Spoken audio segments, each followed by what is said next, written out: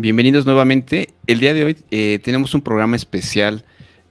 Vamos a tocar un tema que lo hemos platicado, se ha mencionado, pero no hemos tocado a fondo. ¿Cómo se ve el ferromodelismo en la juventud en el día de hoy? Martín, para ti son buenas tardes. Para mí, la hora de grabación son buenas noches. ¿Cómo estás, Martín? Muy bien, acá muy contento.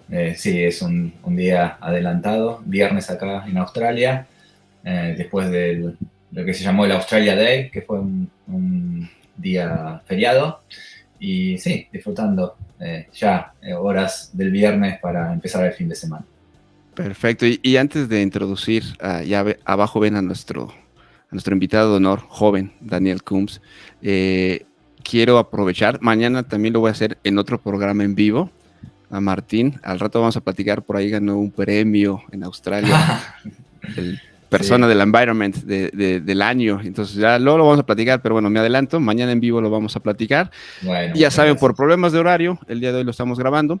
Así es que, sin más revuelo, vamos a dar la bienvenida a Daniel Coombs. Daniel, welcome to the show. Hey, thanks, guys. Thanks for having me here. It's great to be on. Yeah. Martín, ¿quieres hacer tú la primera pregunta? Yes, how are you, Daniel? Doing good. Thank you very much for this opportunity. Thank you for the opportunity to have you in this program and share your life, your passion for the hobby with people from Latin America and Spain.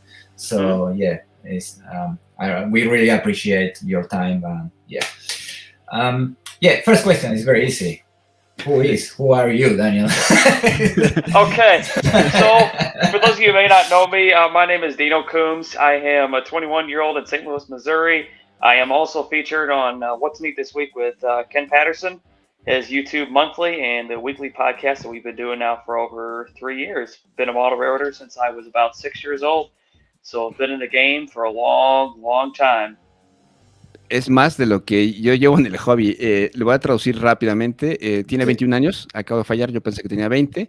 Le gusta el ferromodelismo desde los 6 años, entonces prácticamente lleva 17 años, 17, perdón, 15 años en todo esto. Y algunos lo han visto en el show de Ken Patterson. A veces está detrás de la cámara, adelante, pero bueno, él es Daniel Coombs y el día de hoy nos va a platicar un poco su pasión. Algunos ya saben, y yo creo que se lo pueden imaginar, que aquí tengo dos personas que son amantes de Union Pacific. Daniel Coombs le gusta Union Pacific, y la pregunta es, why Union Pacific? Tell me. We know that we have Jello in the interview today, and explain us or share with us, why do you like Union Pacific instead of, something else, BNS or Santa Fe or something else? Why Union Pacific? Oh, goodness. Well, now you said it, Eduardo, that's a very good question. I would have to say I like it because I was fascinated that the railroad had operating steam locomotives in the program. And as my full-time profession, I am a mechanic. So I kind of like stuff that's either a diesel motor, maybe a steam engine. Just the mechanical part of a steam engine is just fascinating to watch with all the different piping, all the different side rod motions, and kind of all the mechanical aspects of a steam locomotive. So once I found out and got old enough to learn Union Pacific was the only railroad to maintain a steam program, that's why I've been interested in the railroad. And plus, we got Union Pacific running all over the place here in St. Louis, too. That's right. Martín, ¿traduces? Otra similitud de Martín y Daniel, ¿eh? Sí. Before I do the translation, I share the same passion, and I guess I got hooked with Union Pacific because I steam program too, so that's a nice coincidence. So, traduciendo al español, la pregunta de Eduardo fue simplemente que por qué le gustaba a Daniel el ferrocarril Union Pacific, y Daniel nos dice que él es un mecánico, su profesión es mecánico, y tiene admiración por todo lo que sea obviamente mecánico, los sistemas, las tuberías, cómo funciona. Y le encantó que Union Pacific fuera uno de los pocos ferrocarriles que tienen un programa de mantener locomotoras a vapor corriendo. Entonces eso lo ayudó a enamorarse, digamos, de una manera del ferrocarril, y a su vez también él vive en Missouri. Missouri es uno de los lugares donde UP corre habitualmente. Perfecto. Y yo tenía en mente un poquito para entrar una pregunta más profunda. 20 años, tienes toda la vida por delante, Daniel. ¿Cómo ve el ferromodelismo? ¿No? Es algo que en el programa hemos tenido personas de diferentes edades, pero pues, normalmente mayores, y ahorita queremos preguntarle, desde su punto de vista, una persona que le gusta Union Pacific, joven, ¿cómo ve el ferromodelismo del futuro? Entonces, ¿se la traduces tú en inglés si quieres? Sí, obvio. Daniel, Eduardo was asking you, you are in your early 20, you are very young. So normally we have in this program, people like 40, over 40, 50, 60. And yeah, yeah, included us.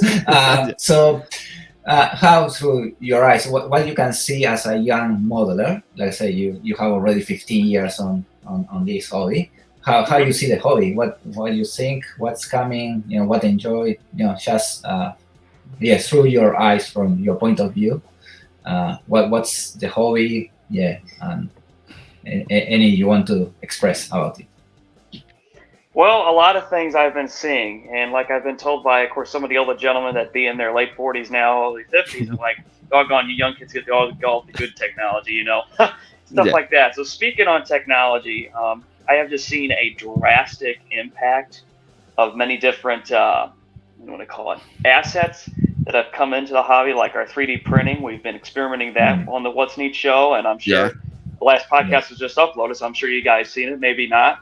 But we talked extensively. We had the Geno Robotics gentleman in Alabama come on. 3D printing, I think, is just going to become a marvel in modernity as a whole. Because now all of a sudden, here brings a big dynamic change to where instead of going to the store kind of buying a pre-made kit, or if there's something rare that has only been made by one manufacturer, and if you have a 3D printer, you're able to then 3D print, that building, for example, or maybe a street scene or some figures, something like that. I'm just seeing that there's more and more technology that's being implemented. And as enthusiastic as I am kind of about computers and DCC and all the electrical work that I try to get involved with in the hobby, I find that there's every year something changing, and yet there's something new that's always being come out. Quisiera complementar antes de traducir por qué le gusta o cómo ve Daniel Coombs la parte del ferromodelismo. I want to say something before I translate. Many people, all people, say that the hobby is getting expensive. Every day is more expensive, and they are correct in some point. We spoke with some manufacturers, and they say, "Oh, our product is quality, and quality is expensive." And well, they are correct in some form. But you, as a young man, do you really think this is really going crazy? That, oh my God, it's 300, 400, 500. Every year is more expensive. Well, right now we have the shipping problem and all that. But how do you see? Is this temporary, or is it still affordable for my son? My son is like 10 years. He's beginning in the hobby. How do you see that? And before you answer, let me translate the questions before. Yeah, go ahead. Martín, ¿me ayudas? Lo que estaba diciendo que lo que le atrae es la tecnología, ¿no? Correcto. Cada vez ve adelantos, ¿no? Adelantos es lo que está viendo. Sí, él vio, digamos, él pertenece a esta nueva generación donde el ferromodelismo se ha vuelto más tecnológico y nos pone un ejemplo clave que es la acción de las impresoras 3D. O sea, ha generado que gente que quisiera ciertas partes específicas para el hobby, o un kit o algo que no se fabrica, lo puede hacer a través de la computadora. Y bien, Daniel destaca que esto es para él lo normal, digamos, programar en una computadora e imprimir en 3D. Algo que para nuestra generación es robótica pura, para ellos es natural.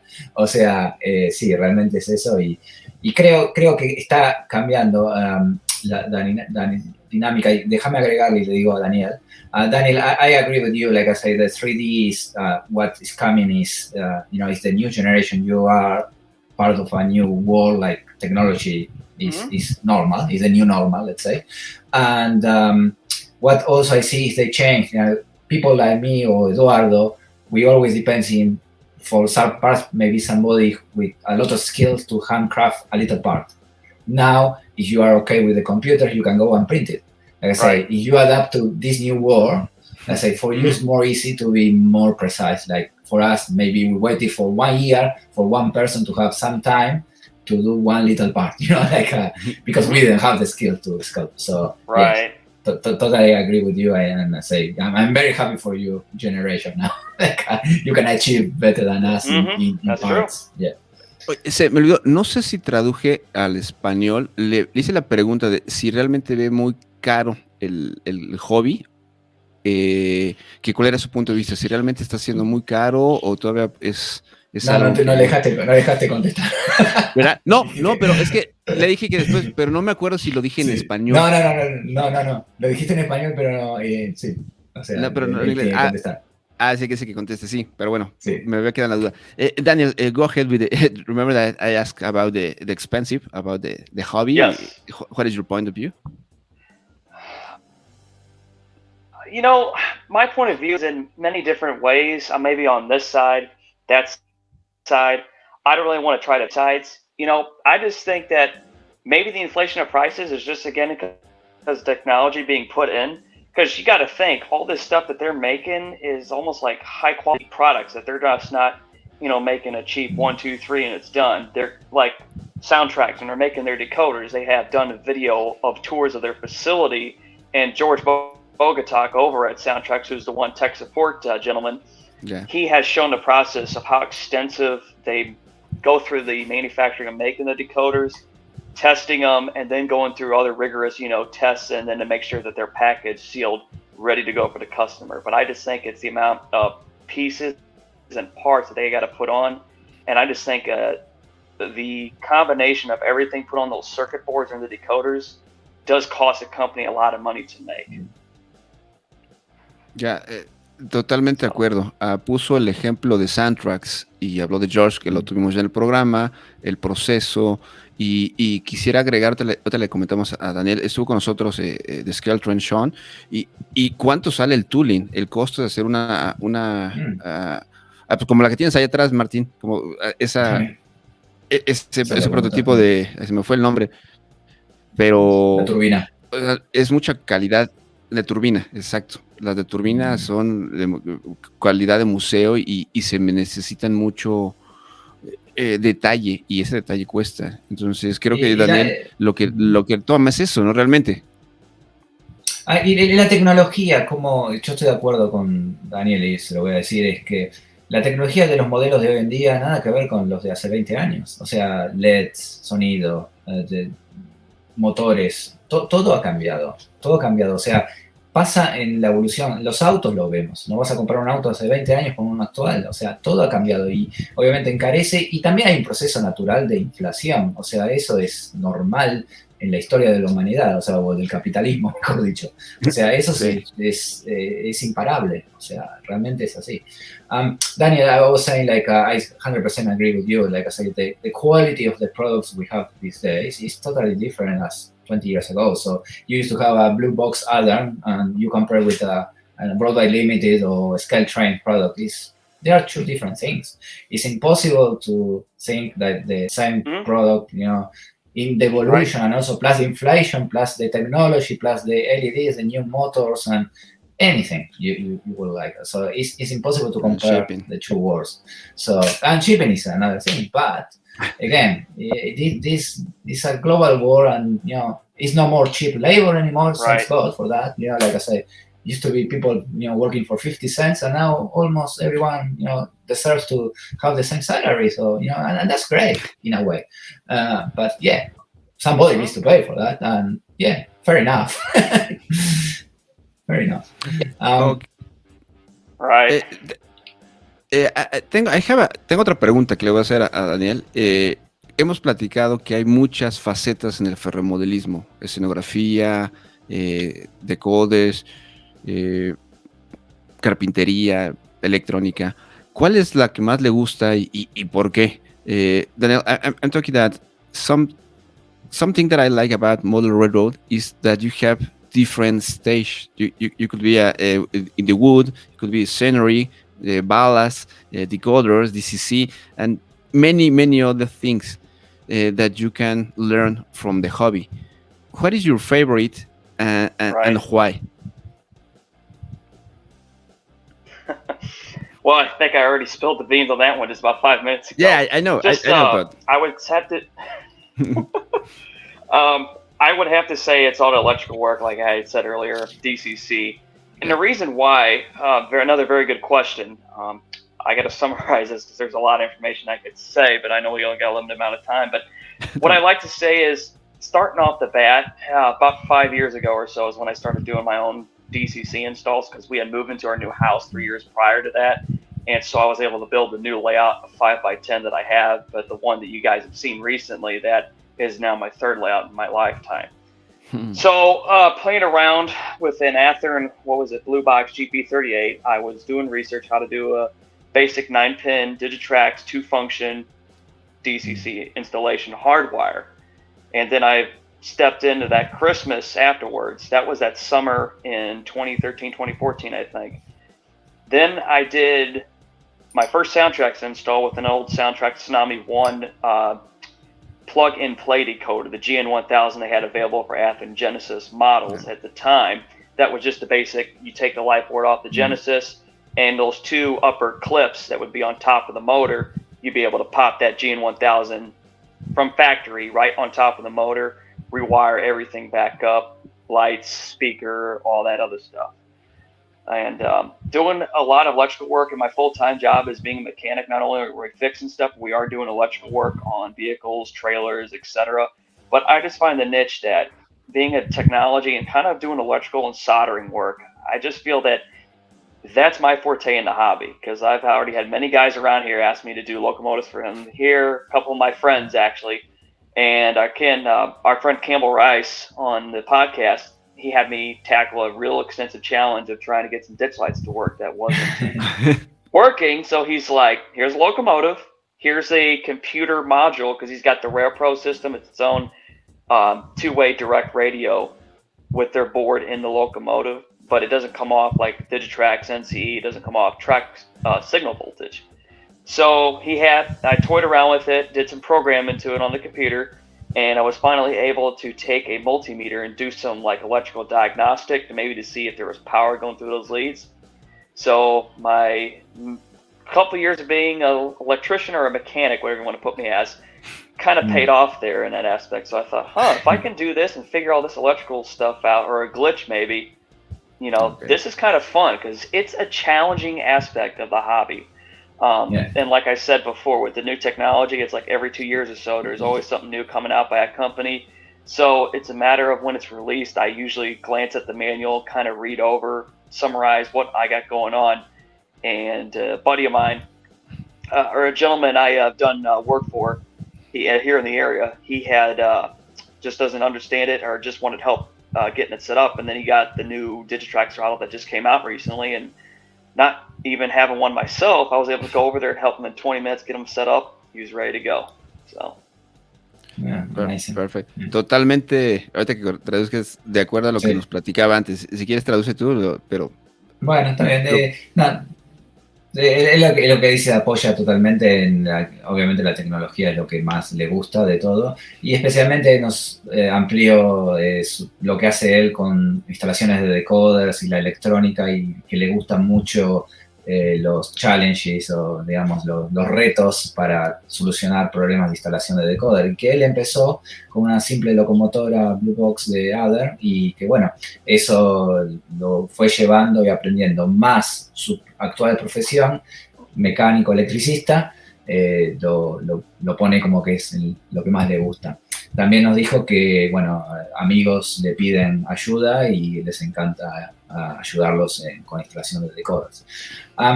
Le voy a decir lo que yo pienso también de esto, y a su vez lo que pienso de los modelos de escala N, que hoy en día ya son todos microboards. Es increíble. Con humo. Humo también, o sea, cómo está avanzando la tecnología.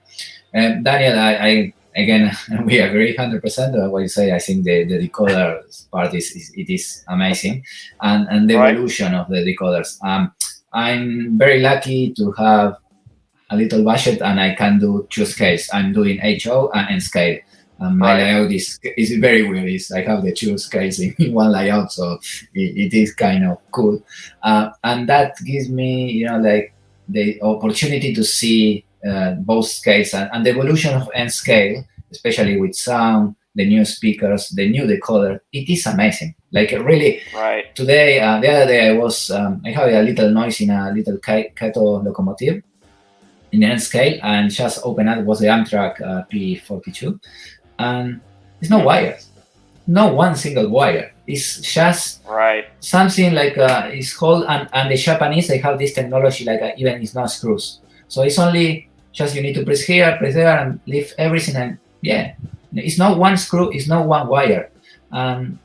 The speaker is even, like say, smaller than a mobile phone today. It is amazing the way. So I'm guessing when that gets into very soon an HO scale, I think we need to learn something else on wires. Very sad. But it is, it's, Japanese are amazing too. Así es. Lo que comparte Martín, sí, la tecnología de ahora es increíble, todo más chiquito, sin cables, se abre y ahí está todo. Y ahorita, sí, exacto, y ahorita me acuerdo, Daniel nos comentó que tiene 21 años. Ahorita me dices tú, Martín, pero yo a los 21 años me la pasaba, en México le llamamos el antro, o la discoteca, en el baile, fiesta, el cine, bueno, mujeres no, ojalá y fuera así, pero me la pasaba en el relajo con personas de mi edad. Y como que hasta después me cayó el 20 con el hobby, pero muy, muy, muy después. Y la pregunta para Daniel sería ¿cómo convive con las personas de su edad y el hobby? Porque el programa la mayoría creo que le da la edad. Entonces para saber si sus amigos comparten lo mismo. Daniel, I'm just talking that when I was 20, early 20, I used to be in the theater, in the movies, at the disco, getting drunk and normal life. And the hobby. I was playing soccer. Okay, I wasn't getting right. So sorry. Sometimes I used to play soccer. Yeah. But I wanted to be in the show. Player, so. Yeah, that's great. But what we saw in the show that perhaps the people that you share the hobby is twice of your age, or even more. And on average. On average. Yeah, that is true. Yeah, that is true. On average, that is a little more. How do you share with your fellows in the same age? Do you still share the hobby with your friends of 24, 25, or 19? Do they share the same passion, or you only go to the show and stay there, the passion in the show? Well, I'm actually passionate both in the show and off the camera, and also off the set of What's Neat. I'm just passionate, and everyone that likes trains, no matter what their age is, I try to just relate to what they're trying to say about what they like in the hobby. In fact, a good family friend of ours from church, they've got like an 8-year-old son that is enthusiastic about trains, and yet he's starting to really grow up because we've known him now for about 2 years. So I mean, I'm there every time he comes over. I'm always, hey, why don't I bring, let me show you what I got working on. And and now going on to the older gentlemen, those that are 50 and older, I don't know, I just feel like I can also learn from them, because they are the ones who have been through the hobby from way back when, 20, 30, 40 years ago, to where everything was all like done by hand. There was none of this boxcars already made, all the details there, let's say the grab irons, the step ladders, and all that. Old blue box like Ken, Mike, and the rest of the gentlemen that I'm with on the show, they have all told me to say, man, you got it easy. And I asked them, what do you mean? And Mike explained to me, yes, Mike, buddy, he also wanted to say hi to your son and hi to you guys too. Yeah, love it. Thank you very much. He was one to kind of tell me to say, look, back in my day, it took him like maybe 2 weeks to perfect auto rack or something like that. Or I mean, he still does it, but he just says back then, they were part of the generation that they had to do everything. They had to research this stuff, go out, take photos. They just didn't have a simple on the phone, Google it, 5 seconds, the picture's there. bam, time to go model. Yeah. So, Daniel, on that point, I want to add is like okay, today we have more tools, we have more easy to do the research, but we have less time too. We are busy with technology and working. and making, and when I was your age, before, because I have my gap between, let's say, 15 to 30 without the hobby. I had a lot of time to sit there and trying to make a little piece. even I fail all the time, but I see it's like a compensation. Like I say, in the people like Mike, I don't know, he was in our show 6 months ago, and he's an amazing person. Yeah, he had more time, and he carries that into the present time. You have easy research, easy access to things, but less time to put everything together. So I think in a way we are at the same level, but it looks easier for us, difficult for them, but I think Mike thinks the other way. So, oye, y something, algo que quiero agregar, antes que se me olvide. Daniel mencionó algo muy importante: aprender de nuestros mayores. Of course, yes. Incluso Martín y yo tenemos mayores o amigos de la edad. Creo que es algo que se tiene que hacer con respeto. Muchas veces no apreciamos estar con personas que nos lleven 20, 30 años, pero tienen mayor experiencia, y hay muchos dichos, ¿no?, que deben saber más por el tiempo que llevan. Entonces creo que eso es algo importante, y admiro que Daniel lo haga, que aprenda de sus mayores y comparte el hobby con niños de 8 años como en alguien de 50, 60 años. Entonces creo que eso es importante para las personas que nos vean, que son jóvenes. Aprendan de los grandes, pidan consejo, y eso es lo más importante. No les dé miedo preguntar cuando estén jóvenes. Si quieres te lo traduces tú para Martín. Sí, y agrego a eso en todos los aspectos de la vida. O sea, yo siempre digo, las culturas aborígenes y originales, o pueblos originales de cada nación, tenían esa cultura del aprender de los mayores, sentarse con los mayores y aprender de ellos. Eso es algo que se ha perdido un poco, pero bueno, gente como Daniel, evidentemente, en el hobby lo sigue haciendo. Daniel, we were talking about, and make an example of what you say, like learning from the elders or from the people, they have more experience in the hobby. And we say, like I say, that's a good culture, sit with the people. They come with a lot of experience, and sharing that time and listening to them, and taking that on board.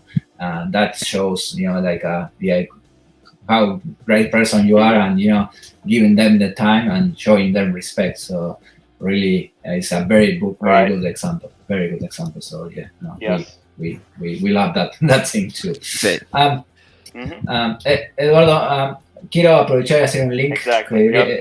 Él mencionó con el tema de Mike and el show con Ken y todo eso. Quiero hacer un link y preguntarle qué se siente ser parte de ese gran circo que se nota que es fenomenal. Okay? Sí. Daniel, I want to link, you mentioned, like I say, your time you spent it in the show, Ken shows, with Mike and other people. By the way, we're chasing Ken, and he promised to be with us. And if you see him next time, say, I sent few emails. He has my email, Eduardo's contact. We need him in this show because he's, a super good person to have. So please, when you see him next time, say, the crazy Spanish are chasing him. So we're waiting to have a good chance. Right. Yeah. No, I'll tell him that. He knows. He has my messenger. So everything. So just wait. Me gustó eso de crazy Spanish, eh? Yeah, we are the crazy Spanish. Bueno, decir crazy Spanish. Tell us about I call that great circus in a good way. Like we watch that show. Let's say people enjoying, laughing, having great time. What's for you? What you feel to be part? And I think it's a pleasure. It's an honor sometimes, I guess. And tell us to be involved in this great show you're doing with the other guys. All right. So if I can maybe back up to when we started this whole thing. Actually, at the time, Chris Palomares was employed with After Model Trains. That he was the one that kind of started doing this, and then of course Ken rolled with it, and we were able to build it up from there. And going back a little bit, when I was 11 years old, that's when I first met Ken.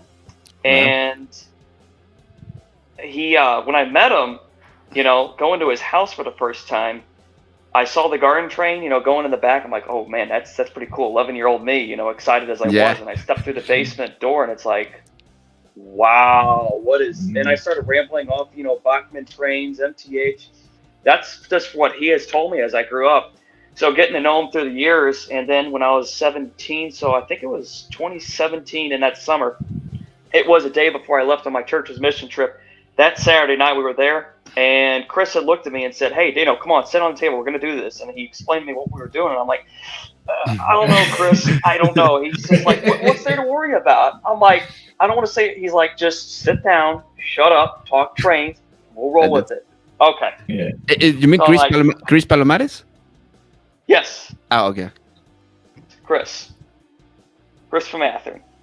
And yeah, and then we sat down, got through it, 30 minutes, and then I looked at him, and then he kind of looked at me, and Ken looked at me, and just jaw dropped like, okay, you're going to be on this for however long we do it. Yeah.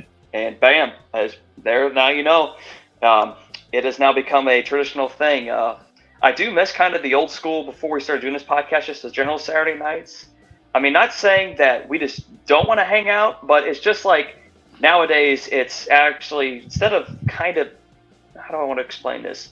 Showing off kind of our models and just having fun, relaxing. It's almost like, because it's his job that he's got to produce these shows now, that it's kind of, okay, we got to get cracking on this. What's show notes? Who's on camera? Dano, you run a camera? Who's on the set? What do we got to talk about?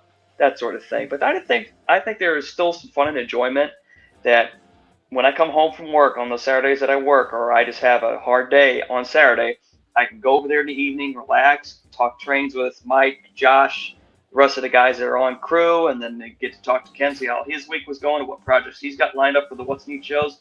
So I honestly think that it's a thrill that I'm able to be on this, and I have developed almost my own fan base in some way. But every time I went to a show like the RPM meet we had this past summer, of course, and some of the ladies in model railroading, we're starting to get those around a little bit more now, that they were like, oh, hey, I see you on What's Neat. And it's, you know, a quick little, hey, thanks for watching, and try to strike a conversation with all the viewers. See what because a lot of times I have talked to some of the viewers, and they have offered me suggestions, tips, and a couple of them I made friends with, and I'm still chatting with over online on Facebook and stuff like that. And a couple gentlemen that I met a couple years ago from Michigan that went to this last RPM meet were looking at me, and they were talking to me nonstop about DCC and all that, and I was, you know, giving them my spiel on it, and that's great. Daniel, please allow us to it's a fun to help produce this. Yeah. So. ¿Traduces un poco, Martín? Sí. Sí, lo que le habíamos preguntado es sobre cómo se siente con hacer el show de Ken Patterson, y nos explicó que eso empezó hace 4 años, que tuvo la suerte de conocer a Chris Palomares, que era una persona que trabaja en Adler. Esa es otra persona que podríamos ver si lo podemos traer al show. Pero dijo que desde los 11 fue la primera vez que llegó a su casa y no sé. Dijo a los 11 años. Sí. No, sorry, you say 17 or 11 years old? No, the first time you said 11 when you met Ken, is that correct? That is correct. Yep. Sí, a los 11 que lo conocí. Sí. Perdón, pero eso yo creo que es el sueño incluso de nosotros cuarentones, llegar a la casa de Ken y ver el tren que tiene afuera, que hoy no quiere quitar, pero Daniel llegó a los 11 años y luego Moisés a los 17 fue cuando hizo su primer segmento. Sí, perdón, me perdí ahí. Con Chris Palomares, que antes era el de Atran y ahorita no sé dónde anda. Claro, gracias por la corrección. Entonces, lo que decía que obviamente el show lo invitaron a sentarse por primera vez y estaba muy nervioso y se quería ir de ahí porque no se sentía cómodo, pero las otras personas le dijeron que se siente, que disfrute, que van a hablar de trenes y que lo único que tenía que hacer es fluir con el programa y que bueno, que una vez que empezaba estaba como atado y no se podía ir, o sea que esa fue la primera experiencia. Y que después, bueno, que sí, que se integró al grupo y que si bien hoy en día Ken lo produce como un programa, como si fuera un trabajo, él lo que sigue sintiendo que existe esa camaradería y esa relación y que para él, especialmente a veces cuando vuelve de un trabajo, cansado disfruta de juntarse y relajarse y hablar de trenes. Que realmente alguien dijo ferromodelismo es familia, no me acuerdo si fue Ken Silvestri o alguien de las frases famosas del año pasado, pero creo que Daniel explicó eso muy bien, que cuando se siente, incluso aunque sea de trabajo, pues llegan y platican de trenes, corren trenes y están conviviendo. Entonces creo que eso lleva a un éxito del show, que no nada más sí es un trabajo, pero es compartir con amigos. Sí. Y lo otro que quiero destacar, que la integración de las mujeres al hobby, que eso lo quiero decir también a Daniel. Daniel, you say something very good about the Ken show. It's like the integration of women into the hobby. Like the wife appear sometimes, and that's open new doors for more people to be part of the hobby. So that's great too. Right. Yeah, that's a good thing. Algo que le quería preguntar ahorita que estábamos hablando de los layouts, les vamos a dejar el link para que vean un pequeño recorrido del layout de Daniel, y está muy enfocado a operaciones. Más adelante vamos a tener otro programa donde vamos a hablar exclusivamente qué es una operación. Digo, a lo mejor muchos ya sabemos, pero lo vamos a explicar. Ya tengo a la persona perfecta, luego te platico. Increíble. Excelente. Porque aparte él trabaja en el tren y tiene su maqueta y opera. Lo que vi que Daniel tiene una mezcla más cargada de operaciones, y ahorita le voy a preguntar por qué y que nos explique un poquito cómo lo está haciendo. Okay, Daniel, we're talking that usually you have operations in the layout. Other people, they only just run trains and in a circle, a big circle, a bone or something. Right. And I said that I saw your layout, your basement, your actual layout, and then you have a yard and you have some kind of facilities, and you show that you have some carts to operate the layout. So obviously you love operations. And the question is, when you design this new layout, is mainly for operations, or you just want to sit in the middle and watch the trains go around, or what is the passion? Operations, point to point, or what is your point of view? What is your recommendation for young people? Well, I know it's too much question. It's going to be a mix of just both. I haven't actually got the operation set in stone because my layout isn't like big enough to have a whole bunch of guys, and plus it's my parents' house. I'm still living with them. It's in the basement. But I would have to say that it's both. I like the enjoyment of just watching trains run in a circle and maybe just have them running it's just the sound of the wheels going across the rails. So if I come home, maybe have a bad day in the office, you go downstairs, putting on the radio and just going to work on some projects, debrief, or just sit in the middle of my layout. And I've had that happen a couple times, that I would just take beverage downstairs, sit in the middle of it, and just watch the trains run and just kind of depress, relax, and take deep breaths to say, all right, the day's done. Time to just relax, work on my trains. Nice. Operations. Now, that is going to be a major, not obstacle, but I have been a part of a group to where there's a whole bunch of gentlemen around the St. Louis area, about 40 plus, but because of COVID, unfortunately, we're not hosting any sessions at the layouts that are in the gentlemen's houses and whatever around the area. But I got involved with that. Funny story on that. My father, who is a retired fireman, he had a friend of his that was also a fireman that apparently liked trains. And so we're over at Ken's house one day, and he brings up the gentleman's name. And my dad's like, hey, I know who that is. Went over to his house, and sure enough, his whole basement, he operates 1990s St. Louis area railroads. And he's got the full operations, car cards, waybills, signal system. He's got that up and running. And it's the St. Louis Junction Railroad Company. He was featured on a Model Railroader magazine article. I have it downstairs, but of course, I don't want to be walking through. I would try to look it up maybe online. I don't know what month he was featured in.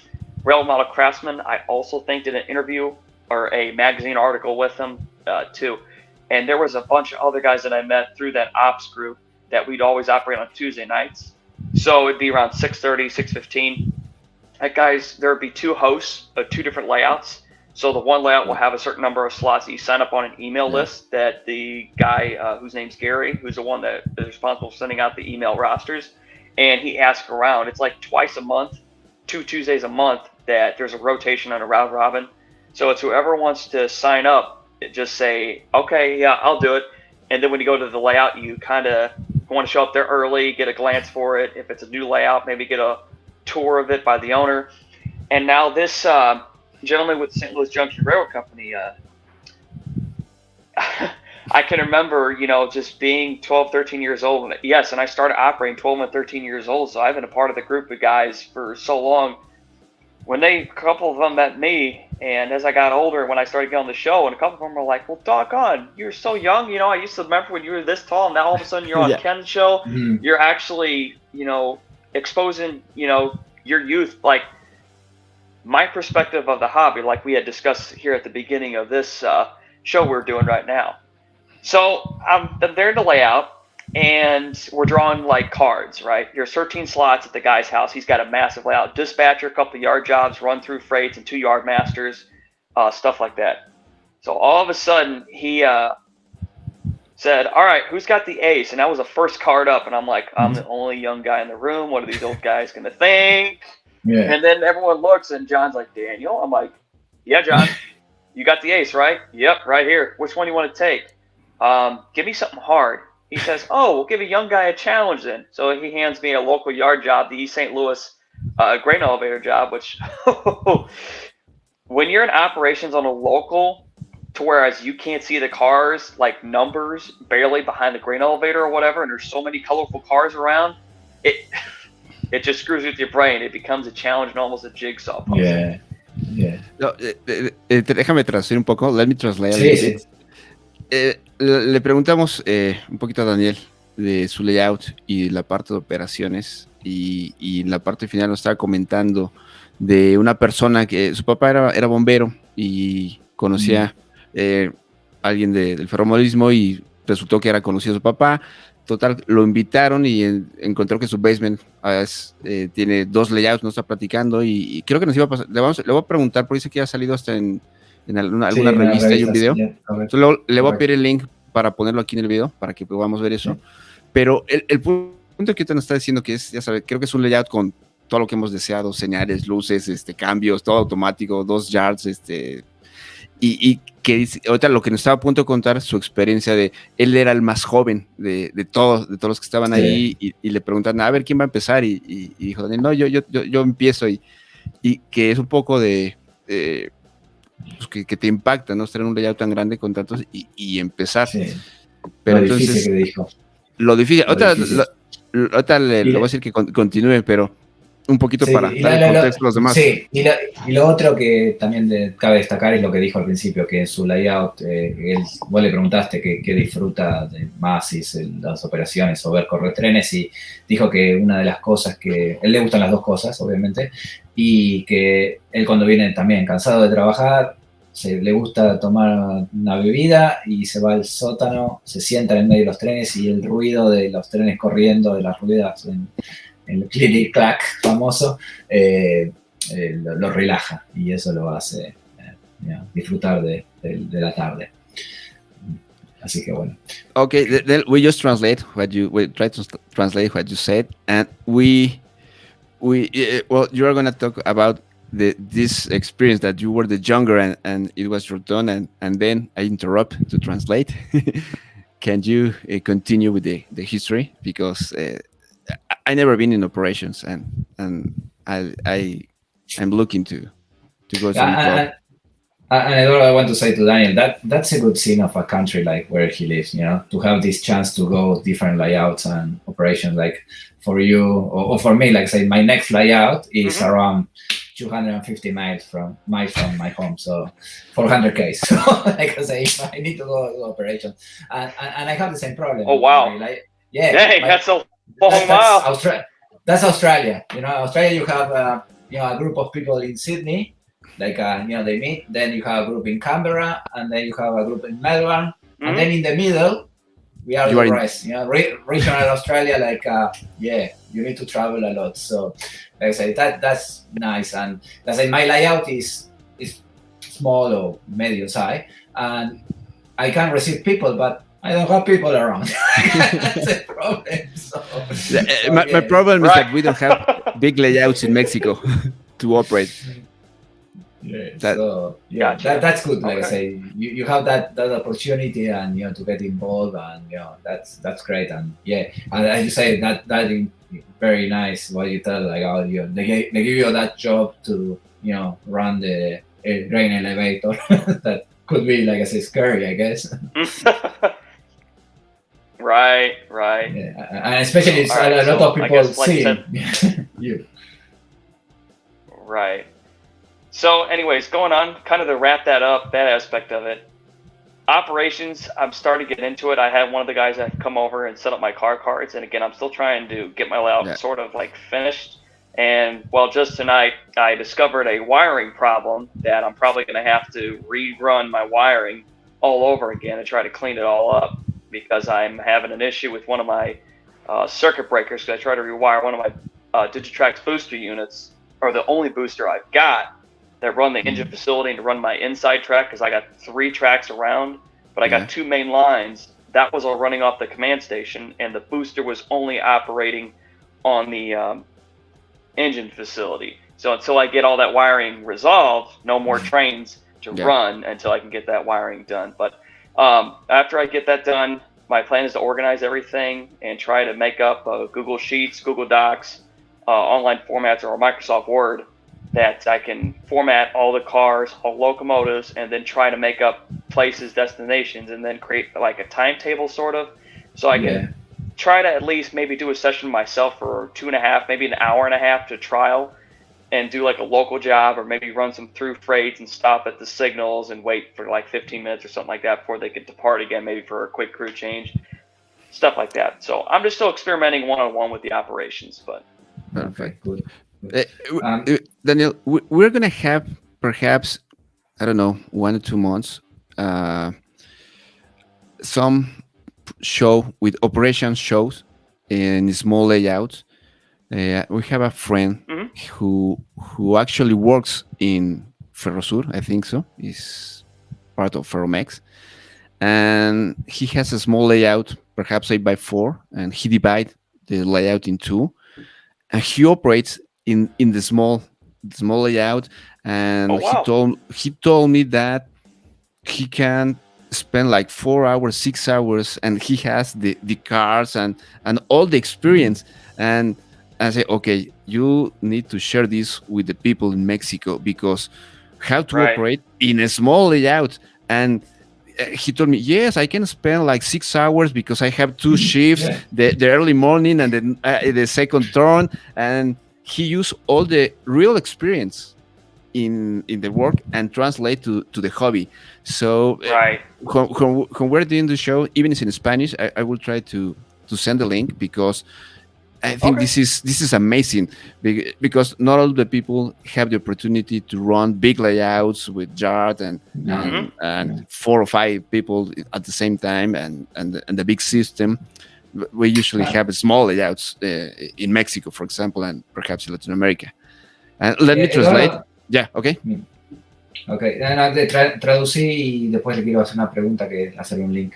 Okay. Le estaba diciendo a Daniel que en uno de los programas que viene vamos a hacer una explicación de operaciones en layouts pequeños de 8x4, de tablones de 1.20 por 2.44. Una persona que actualmente trabaja en Ferrosur y aplica todo lo que conoce en su pequeño layout que dividió en 2, y me dice que puede pasar 2 horas en un turno y hace varios turnos. Entonces, para las personas que tenemos poco espacio, pocos recursos, hacer esto divertido y aprender, creo que es algo muy importante. Y le estaba diciendo a Daniel que aunque sea el show en español, se lo voy a compartir, porque creo que es algo importante, aprender a hacer operaciones y estar 4 o 5 horas tú solo en tu cuarto, y a lo mejor con tu hijo, lo que sea, pero bueno, es parte de lo que le comentaba a Daniel. Perdón, Martín, sí, adelante. Sí, yo le quiero preguntar, él dijo que vive cerca del mainline de UP. Quiero preguntarle, o sea, ¿cómo lo ayuda estar tan cerca del prototipo? Para nosotros, o para mí, imposible imaginar ver esas bestias pasar y todo eso. Quiero saber cómo lo ayuda eso en el hobby y hacer eso en su layout, ¿no? Daniel, I have a question for you. For me, this is my personal experience. for me, it's very hard sometimes to imagine, the real world, like the Union Pacific Main Line or other big railway in the US. We try to replicate in our layouts. My question to you is, Right. how much helped you to live so close to the real world or to the prototypes, let's say, and that information you can extract and put in your layout? How much that helped, let's say, how easy for you is to see one thing and put it there, in your layout? What you think about that? Is makes your life easier to imagine that and then have it in your head and apply it into the layout? I would have to say that I'm not much just doing in the prototype scenery at all. I just have something with whatever I envision in my head. I try it, and that's what I did with this new layout that I got now. There is, like I said, Union Pacific, there's Burlington Northern Santa Fe, there's all the kinds of railroads. There's a local railroad, Terminal Rail Association, that guys have tried to model, but they've condensed it down into a model scale. They haven't gone the whole 1 mile, 1-to-1 proportion to where it's the exact miles, because that'd be a long basement if it's modeled. In fact, I know one gentleman, part of the ops group, who's over in Valley Park, Missouri, that he models the late 50s, early 60s Frisco before it became the Burlington Northern. But we got the one station in Webster Groves that he has modeled to the T, and the layout is in a small room, I think 15 by 20, but it's double deck, maybe triple deck with a staging yard. But he had modeled the accurate station as it was back then in the 50s, before the Frisco turned into Burlington Northern and BNSF was merged. So wow. Do you know, Daniel, and then I translate, Eduardo, do you hear the name John Gray in Union Pacific model? You hear about him?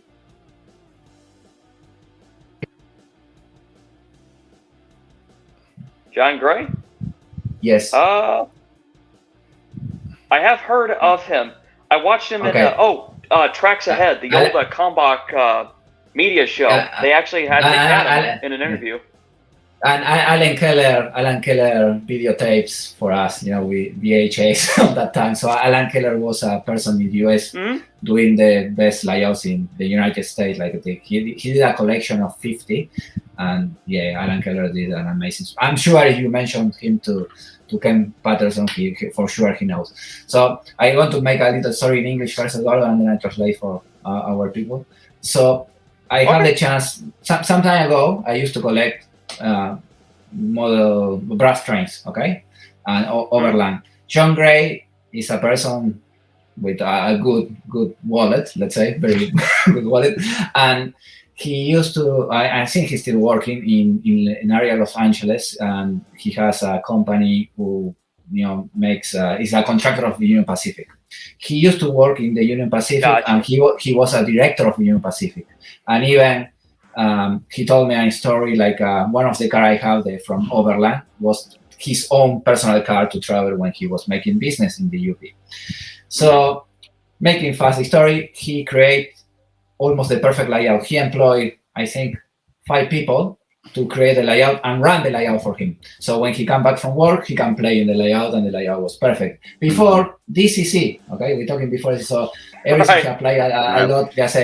And he designed I think was by Wyoming, and I think was one of the biggest UP rail. And he modeled at the end of the 50s, 60s. So he has from the big boys to the E9s, E8s, and all the early all the big brass. Motive power. Yeah, he only condition was anything running was brass.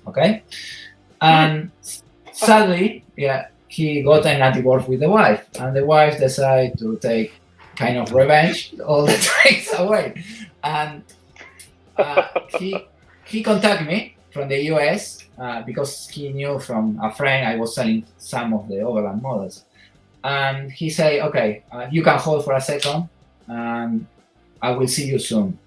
And he traveled from the United States to my place in Australia when I used to live in a more remote Australia. I live in the NT, it's the top of Australia in the middle of nowhere, so it's only 3 people and 150 crocodiles. There's nothing else. and he took That's a lot. a plane, came to see me. Even he paid me money in advance, so I don't sell the trains, and come here and I share a weekend with him, and he told me the whole story and then everything. So if you want to find a story about people who invest a lot of money to create the perfect layout, yeah, check with Ken. If not, look Alan Keller Right. collection. Look that name, John Grace, and you will see. If you love UP, you love him. So yeah, so I'm sharing that to you, and now I'm going to translate to the people. So le estaba diciendo, Daniel dijo que obviamente dijimos que el tema de reproducir un layout es muy difícil a escala, ¿no? Obviamente una milla, 1 kilómetro es muy difícil de llevar a un layout y uno tiende, obviamente, a comprimir el layout. Y yo le agregué que tuve el placer que hay muy poca gente que puede tratar de imitar eso. Y yo tuve la suerte de conocer a una persona que se llama John Gray, que era es una persona fanática de Union Pacific, que empleó 3 personas para crear el layout perfecto, lo más posible a escala. También, eso no se lo dije a él viajó y llevó a esa gente al lugar donde estaba modelando para levantar tierra del lugar para que la tierra sea igual, los colores sean igual. O sea, tú estás hablando de la perfección de la perfección. Sí, y de eso hemos platicado mucho, que ese sentimiento se da mucho en Estados Unidos, que te dice, quiero modelar el día 15 de noviembre de 1966. Exacto. O sea, es un punto que creo no compartimos. También Daniel lo dijo que él no es tan prototípico, pero no compartimos ese detalle, pero de que existen personas que hasta el día quieren modelar. Sí, y John era una persona pudiente. O sea, si le gustaba, cada uno con su dinero, como siempre decimos acá, si te alcanza el dinero y te gusta, ¿por qué no? Adelante. Mientras no molestes al resto. Y era una persona es una persona que comparte. Y bueno, tenía 2 reglas de oro. Una que tenía que ser prototípico, él no aceptaba formaciones que no fueran allá en corrido, y no aceptaba otra cosa que modelos de bronce. Y te estoy hablando de colección de millones de dólares. Él llegó a tener millones de dólares. Y tengo el Excel con los modelos que él compartió conmigo. O sea, y bueno, eso era la anécdota que quería compartir, que existe esas personas, y si bien uno tenga todo el poder del mundo, no se puede replicar el prototipo. Así es. Oye, y ahorita que mencionamos la parte prototípica y el dinero que gastas cuando lo tienes, me gustaría pedir el consejo de Daniel. Si muchas veces nos han preguntado esto, ¿qué compro? ¿Cómo empiezo? ¿Qué hago? Sí. Y más en Estados Unidos, cuando llegas a ver tus layouts tan grandes, con tanto dinero, yo creo que se espantan más, no saben ni por dónde empezar. ¿Qué le diría un joven a un joven? Daniel, we're talking that when young people ask Martin or to me, what should I buy? Should I buy a starter set, Bagman, Athearn? Should I go DC, DCC? Obviously, we gave our opinion and perhaps something easy for these people. But if they ask you, someone between 50 or 20, what would you say? What is that advice to the young people to start in the hobby? Well, for one, I would say if you're brand new, start off small, go with a simple starter set, maybe about $50-$60. DC power pack, locomotive, couple cars, Bachmann. That's a great way to get started. Athearn makes some pretty decent sets too. And that's how I got started. I was 6 years old, and it was at Christmas that there was that big boxer in the corner of our other house we were in before we moved into this one, that my parents were like, don't open that. And of course, I go to rip it open, and there it is, an Athearn train set, a CSX locomotive, the 3 cars, caboose, loop of track, the power pack, just get me started. Then in addition, later on, I got an extra Bachmann steam locomotive that made smoke. And then I've got an extra track pack that was made by Kalmbach Media. It was a how-to build your first 4x8. Michael Gross was the one hosting, and it's back in, I think, the early 2000s, maybe late 90s, something like that. But it was a whole step-by-step bench work, foam board, track laying, wiring, other tips, techniques, DC, DCC, scenery, all that to build the first 4x8. So I would definitely say someone starting out, just start off small, work your way up, visit your local hobby shop, read online, look up the YouTube videos because there's several how-tos, how to get started in the hobby, the basics, DC, DCC, basics on scenery, track work, etc. Perfect. Creo que lo hemos platicado varias veces. Empezar pequeño. Si puedes comprarte un set nuevo. Creo que por ahí Joe Fugate decía think big, build small, o sea, como que piensa en grande, construye pequeño. Sí. Creo que Joe Fugate decía esa frase. Sí, correcto. Y Daniel dice lo mismo, ya sea Atron o Bachman, son los sets que él mencionó, que así empezó él en un regalo de Navidad, y leer, bueno, y como decíamos hace rato, está YouTube, está Internet, infórmense, hay en español, en inglés, visiten nuestros canales, y creo que es una buena recomendación, un set completo nuevo. Y lo que vos dijiste, Eduardo, el otro día es lo que hizo Walters al momento, que hace esas entregas mensuales. Creo que eso es ideal hoy en día para la gente que empieza. Sí. Esos Walter Hits son muy buenos para enganchar a las nuevas generaciones. Sí, no sé, creo que nada más está en Estados Unidos. Luego lo voy a investigar. Probablemente. Sí, bueno, Walters tiene... No, son muy buenos haciendo shipping exterior. Sí, sí. Hay que preguntar. Yeah. Daniel, we're talking that Walter just launched some kind of set that you have everything in a box that you subscribe, and every month they arrive by email. No, sorry, by mail. By normal, regular. I wish your email mentioned the shipping cost. Yeah, no. That's the future. That's the future. Yeah, open email and open a card. No, but Walters have this new program that you subscribe and receive a box with all you need for a basic. I think it's a diorama, something to start with the complete set in a small box. That's something like to complement, perhaps with a Bachman or Arton set, and like you said, start with a small thing, and then start to grow, and that's a good idea. And Walters, I think that's the right way for. And we were talking that I believe it's only for United States, not for everybody. We can check on that. Right. Yeah, Eduardo, you say by accident, email. The other day I was talking with a person who is involved here in Australia in the industry, and I say something similar to him, but the idea we were discussing and dreaming, talking like I say, why in the future, it could be a good possibility. Everyone has a 3D printer, and you buy the plant from a company. They send that by email, and you print at home. Like I say, that could be the future. Well, that could be the future. Yeah, why not? We are not far from that. That you send the scheme by email. If I have my 3D printer and I just print, and that's it. But that's it. We're save a lot of money. Yeah, we're very close to that. Yeah. Eduardo, le podemos hacer las preguntas de rigor de qué le gusta más o favor. Traduciendo, estábamos diciendo que vamos a chequear con Walters sobre esos kits, y hacíamos una broma de que en el futuro quizás uno pueda comprar cosas físicas por email si uno tuviera una impresora 3D en casa y que uno imprime. Te mandan por email el plan, print, that's it. Daniel, we have classic questions here, and to wrap up the program, and they're very simple. Obviously, favorite railroad, like we know now, but tell us. Your favorite locomotive, could be prototype, and then favorite locomotive in, HO scale or N scale or anything you like, could be O scale, doesn't matter. And favorite DCC controller. NCO. That's going to be an easy one. That's a tricky question. Yeah. I'm going to think about this one here. Let's see now. Okay. All right. So to start that first part of the question, locomotive-wise, every locomotive, you can never choose a favorite. Am I wrong or am I right?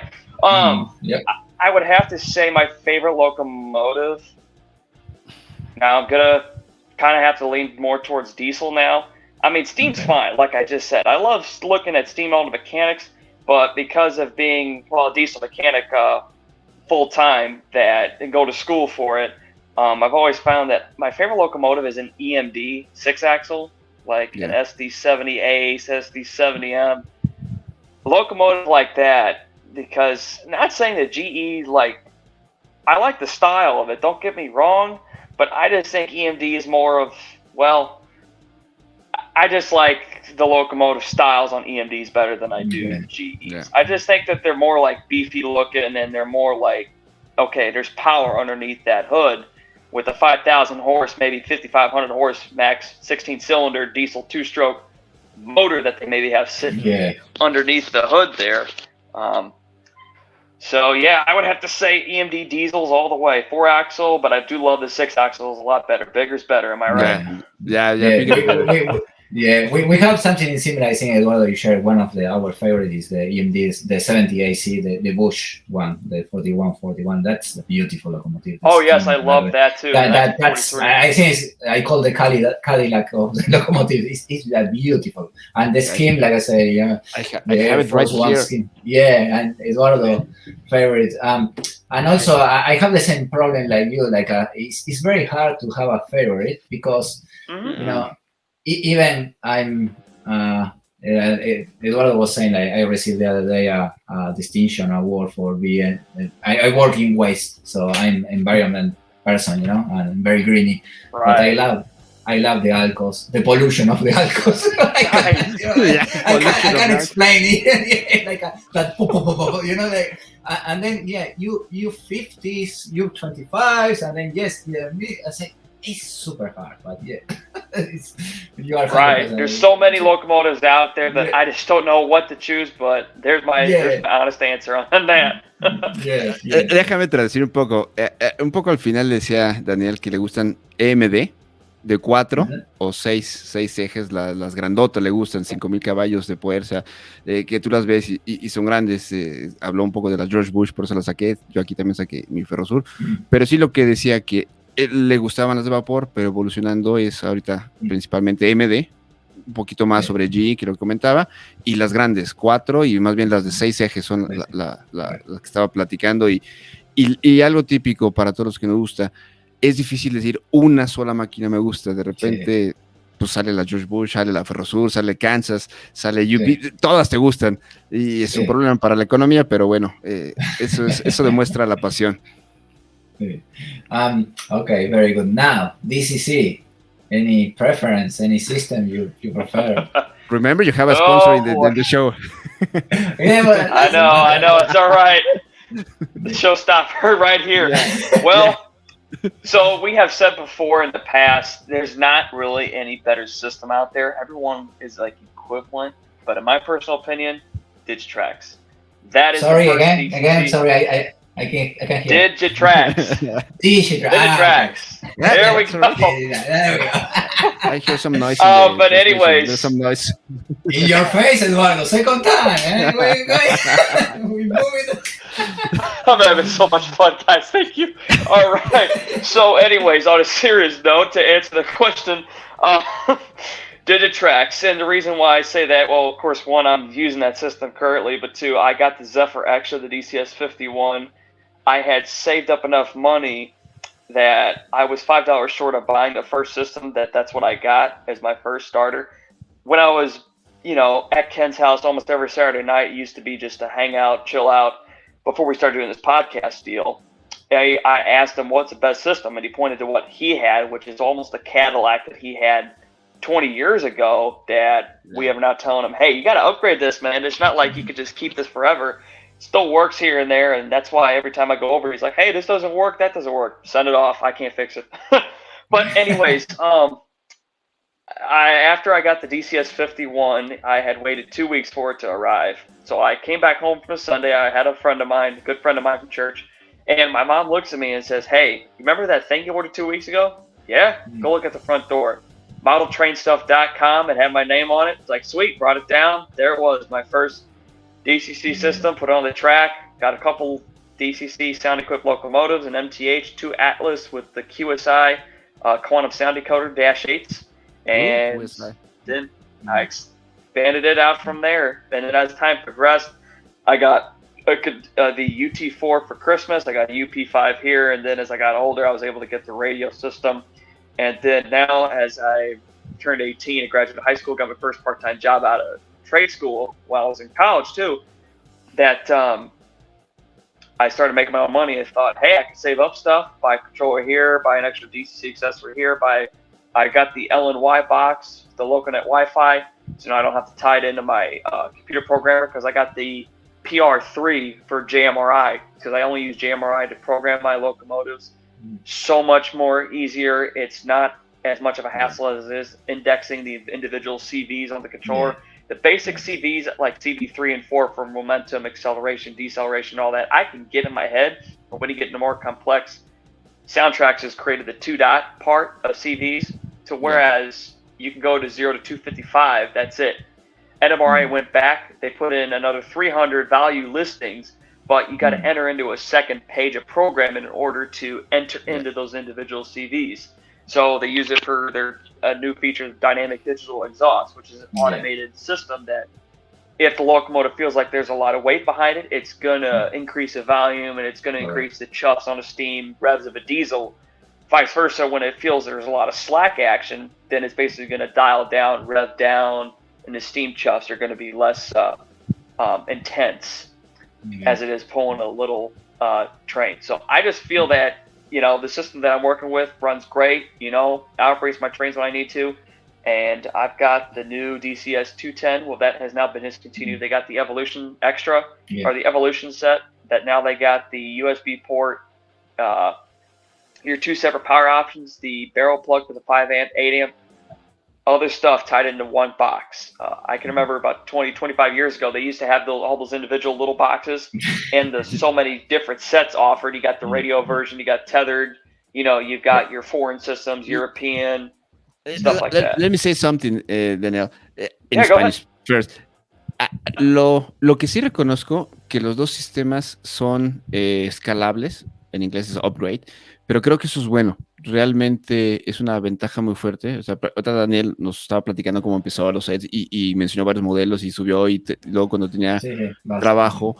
Creo que la ventaja Digitrax o en sí es que los dos tienen esta facilidad de compro esto y ya es wireless, compro esto y ya tengo un reverse loop, o sea, y poco a poco vas, no necesitas gastar tanto de inicio como hace 20 años. Y hay algo más que quiero destacar, que es la garantía de Digitrax. Y yo cuando empecé a instalar decoders elegí Digitrax por el tema de que no importa si vos lo rompes, ellos te lo arreglan. O sea, eso está bueno. Daniel, something else, like I always say, just not joking about Digitrax. I learned from my master in model, he had Digitrax, so he passed that to me. Like I said, if you have NCE, maybe I have NCE, that was lucky. But something I appreciate a lot of Digitrax, especially in the early days, I destroy a lot of decoders. I burn a lot of decoders, and the warranty they have, like doesn't matter if you did it or not, between the 1 year, they send you a replacement. And especially, with the switches and the 150, I burn so many of them, like really, poof, smoke, and say, oh my God, here we go again. So I used to put like a box, because Australia shipping again, expensive. So I keep a box of Digitrax burn components, put everything together, and say, here it goes. I put my warranty there, and they never, ever say anything to me. And I don't know NC because I don't have the experience, but that's something like as a customer, I believe NC never fails. NC never fails. So you. Tell you something, Eduardo. Just install a decoder. Just go with the lighter to melt a little of plastic and burn the whole decoder. Let's see if NC can replace that. Yes. No, decoders only Soundtracks. Decoders for me only Soundtracks. Soy casado y con George. Solo tsunamis. Yeah, we go. Yeah, I love the soundtrack stuff. Yeah. Pero bueno. Okay. Oye, ¿qué otra pregunta se nos faltaba para un poco terminar? La última, this is if you want or not, that's if you have any preference for a brand of model trains. Well, for example, in my case, again, super hard. I love Brother Limited now, especially N-Scale with the new Paragon 4, because they have a little battery inside the N-Scale, like that changed the world. And yeah, and for example, in HO-Scale the other day, I received the new Challenger and the new 844, like they are amazing piece of machinery, really.